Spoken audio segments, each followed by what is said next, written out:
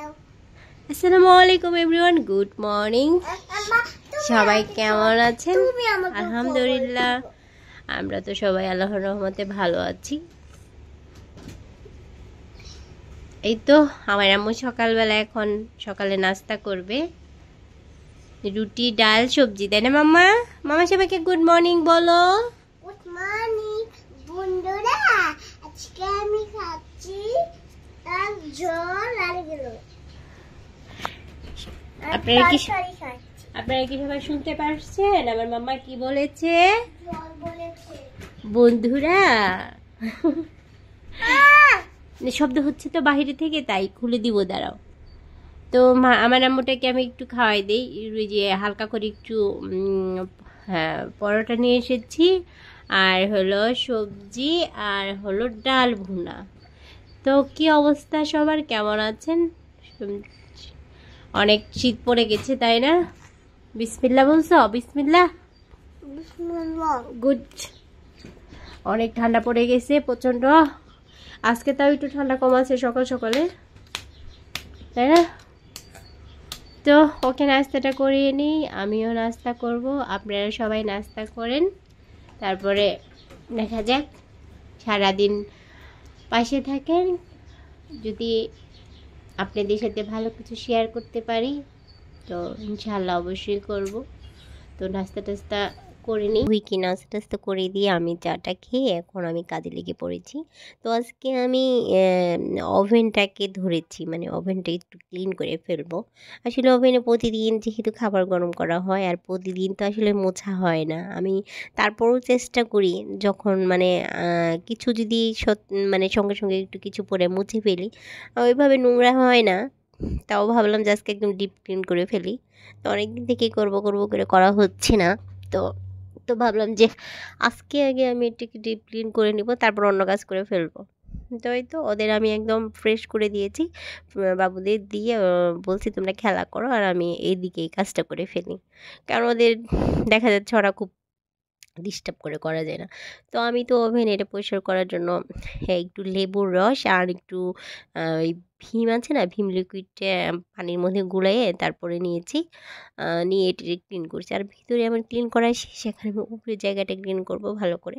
সঙ্গে সঙ্গে আমি এই যে কী অবস্থা হয়েছে নিচে রাখছি, তো এখন আমার ছোটো মেয়েটা ধরতে পারে, শুধু এসে এসে হাত দিবে আর হাতে ছাপ ফেলাবে, আর এই তো এরকম মানে একদম জঘন্য হয়ে যাচ্ছে জিনিসটা।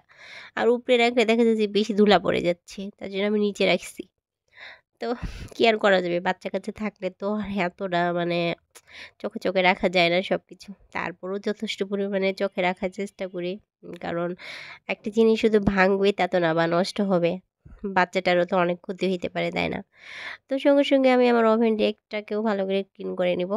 আর এই ভিতরে একটু ক্লিন করতে হবে, বাট এখন আর এটি ধরা যাবে না, এটা অন্য একদিন ধরতে হবে। এখানে আমার অনেক কিছু আছে, গুপ্তধন। গুপ্তধন বলতে হলো আমার অনেক ফ্লাওয়ার আছে। তো আমি ওর ফুল ভালোবাসি তো অনেক, দেখা যাচ্ছে মার্কেটে গেলেই শুধু ফ্লাওয়ার কিনি আমি, এই হলো আমার সমস্যা। তো এখানে ফ্লাওয়ার কিছু রাখছি, একটা ছোটো একটা ফ্যান আছে, আর আমার হলো ব্লেন্ডারটা আছে, ঠিক আছে।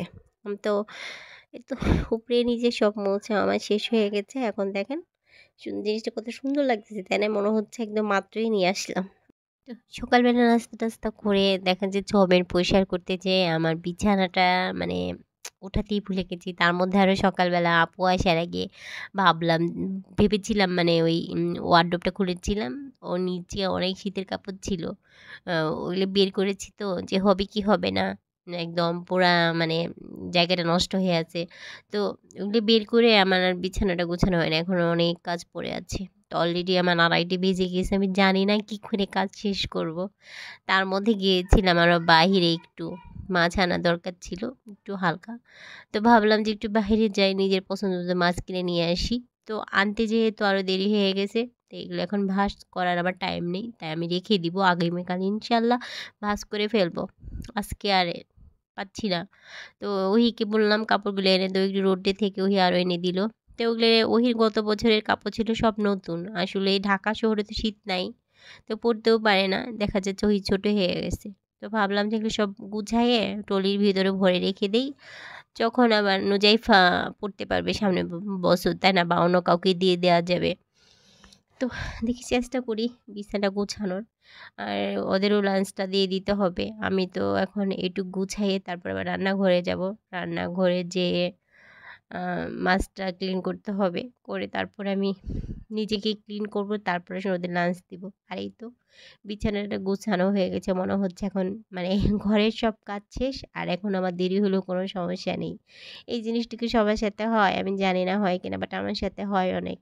তো আজকে আমার মনে হয়েছিল ঘরের আমার কোনো কাজই হয়নি, ঠিক আছে, যে শুধুমাত্র বিছানাটা এরকম মানে একটু নোংরা হয়ে আসছিলো তার জন্য। তো সকালবেলা তো আমি অলরেডি আগে বিছানাটা গুছিয়ে ফেলি, বাট আজকে হয় নাই, তাই মনে হচ্ছিল ঘরের সব নোংরা হয়ে আছে। তো বিছানাটা যেহেতু গুছানো শেষ, এখন চলেন আপনাদের সাথে আবার মাছ, কী কী মাছ নিয়ে এসেছি একটু শেয়ার করি। মাছগুলো একটু পরিষ্কার করে আমি ফ্রিজে রেখে দিই, দিয়ে তারপর ওদের লাঞ্চ দিয়ে দিব। তাই তো আমি বিছানা ওই দিক থেকে সব ক্লিন করে এসে মাছগুলো একটু বের করলাম। এই তো পাঙ্গাস মাছ নিয়ে এসেছিলাম আমি, আসলে রুই কাতলা ওরা খেতে চাচ্ছে না, আর অন্য কোনো মাছ তো খেতেই চায় না ওই। পাঙ্গাস মাছটা হলে তো একটু খেতে চাই, আর চিংড়ি, তো তার জন্য আমি পাঙ্গাস আর চিংড়িটাই নিয়ে আসলাম। তো পাঙ্গাস মাছটা অনেক বড় ছিল, একদম 3.5 কেজি 4 কেজি, অনেক বড় বড়। তা আমি কিছু পাঙ্গাস মাছ রাত্রে একটু ভুনা করার জন্য ভেজে রাখতেছি, তা না হলে দেখা যাচ্ছে রাত্রে সমস্যা হয়ে যায়। আর আজকে রাত্রে আমার যেহেতু ডাক্তারের কাছে যেতে হবে, তার জন্য ভাবলাম যে কাজটা আগিয়ে রাখি। যেহেতু রান্না করতে হবে, সেহেতু আমার হাতটা নোংরাই আছে, মাছটা আবার ধুইতে হবে, তার থেকে ধুয়ে আমি ভেজে রেখে দিলাম। তো রাত্রে শুধু যাওয়ার আগে একটু ভুনা করব।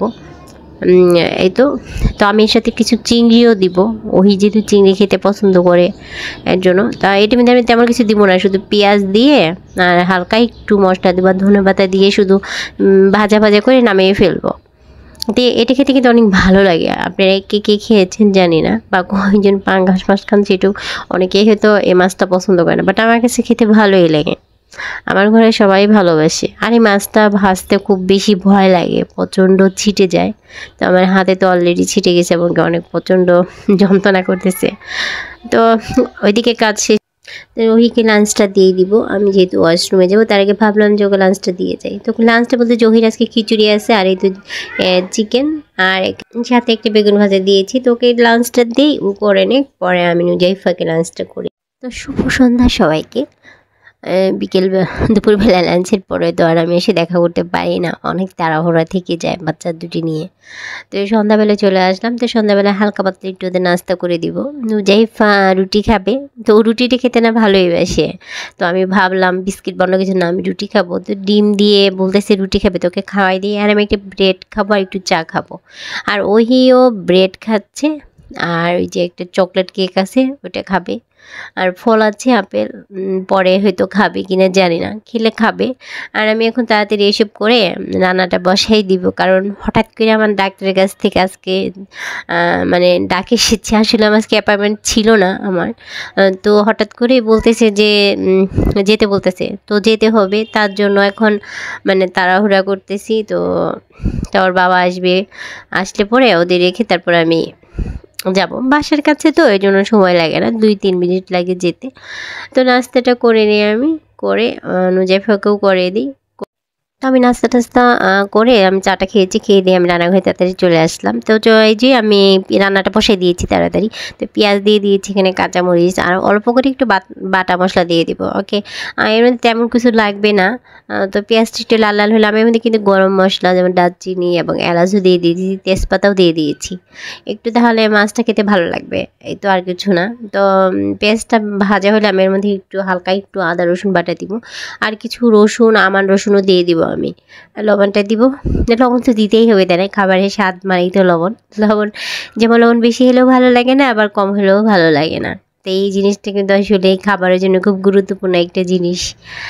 তো মানে আমি নিজেই তো লবণ বেশি এটা খেতে পারি না, আমি লবণ কম হলে তাও খেতে পারি, বাট বেশি হলে একদম খেতে পারি না। তো মাছটা আমি এখন কাটা ছাড়াই নিব অল্প করে। আর এখানে আমি গুঁড়া মশলা দিয়ে দিয়েছি, ধনে গুঁড়া, হলুদ গুঁড়া, মরিচ যা যা আছে সবই। তো আমি প্রচণ্ড একটু ঝাল দিয়েছি। ওকে, তো ওই তো মাছটা কাটা বেছে নিয়ে এর মধ্যে আমি দিয়ে তারপরে পানি দিব না আমি, হ্যাঁ এখানে। তো মাছটা হতে থাক, আর আমি এদিকে একটু রেডি হয়ে নিব। তো রেডি হয়ে তাড়াতাড়ি যেতে হবে, আর দেরি করা যাবে না এখন। হয়তো আমি এটা পুরো রাইস শেষ করতে পারবো না, এমনি রেখে যেতে হবে আমার, এসে আবার রান্না করতে হবে। তা আমি না ভিডিওটা আজকে পর্যন্ত শেষ করে দিচ্ছি। আপনারা সবাই ভালো থাকেন, সুস্থ থাকেন। আগামীকাল নতুন আরেকটি ভিডিও ইনশাল্লাহ আবার দেখা হবে। তো আমার জন্য দোয়া করবেন, আমি যেন ভালো থাকি, আমার পরিবারের সবাই যেন ভালো থাকে। আল্লাহ হাফেজ।